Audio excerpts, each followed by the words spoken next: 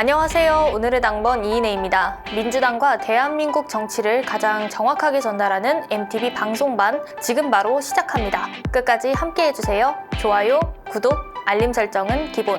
댓글도 많이 남겨주세요. 오늘의 뉴스 요약해드립니다. 당번 알림장. 내란 속의 윤석열과 국민의힘은 그간 12.3 불법 비상계엄의 정당성과 합법성을 말하며 공수처의 수사와 법원의 압수수색, 체포영장 등에 대해 불법 수사라고 우겼습니다. 또한 수구 극렬 지지층을 향해 정치적 메시지를 던지며 선동하고 심지어 헌재 변론 최후 진술에서는 대통령 직무 복귀 후 계획까지 말하기도 했습니다. 이러한 전례들을 볼 때 탄핵 기각이라는 헛된 망상에 젖어 있는 윤 대통령과 국민의힘이 과연 헌재의 파면 선고에 곧바로 승복할 것인지 의구심이 듭니다. 그런데 어차피 본인들은 결과에 승복하지 않을 것인데 왜 매번 이재명 대표와 민주당에게 승복을 요구하는 걸까요? 파면 선고를 통해 내란 속의 윤석열과 국민의힘에 대한민국의 정의를 보여주어야 할 것입니다.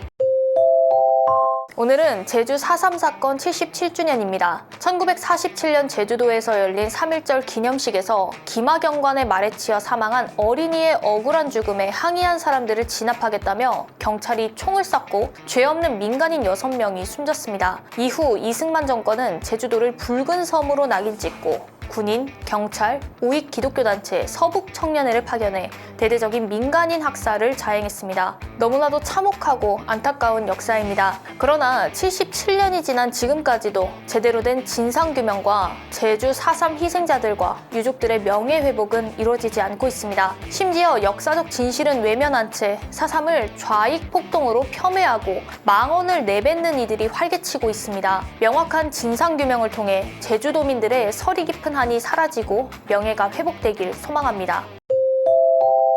어제 23곳에서 실시된 4.2 재보궐선거 결과를 통해 이 나라의 주권자인 국민분들의 뜻을 다시금 확인했습니다. 민심은 조속한 내란 종식과 더불어 민생 경제를 파탄에 이르게 한 윤 정권과 국민의힘을 심판하는 데 있었던 것입니다. 민주당은 겸허히 민심을 받들어 하루속히 내란을 종식시키고 경제성장과 민생회복 그리고 국정을 안정시키는 데 총력을 기울이겠습니다. 이재명 대표와 민주당의 지지와 성원을 보내주신 국민분들께 진심으로 감사드립니다. 4월 3일 대법원 3부는 도이치모터스 주가 조작 사건 상고심 선고를 진행했습니다. 앞서 2심에서 시세 조종 혐의로 징역 3년에 집행유예 4년, 벌금 5억 원을 선고받았던 권오수 전 도이치모터스 회장과 시세 조종 사실을 알면서도 자금을 대 무기한 방조했다는 혐의로 징역 6개월에 집행유예 1년을 받은 전주 손모 씨의 유죄 판결을 최종심에서 유지 확정한 것입니다. 결국 도이치모터스 주가 조작 당시 핵심 전주 역할을 했다는 의혹을 받는 김건희 여사의 혐의가 인정될 수 있다는 의미입니다. 그동안 윤 정권과 정치검찰의 비호 아래 수사 한 번 받지 않았지만 이제는 김 여사의 주가 조작 의혹을 특검과 수사를 통해 낱낱이 밝혀야 할 것입니다.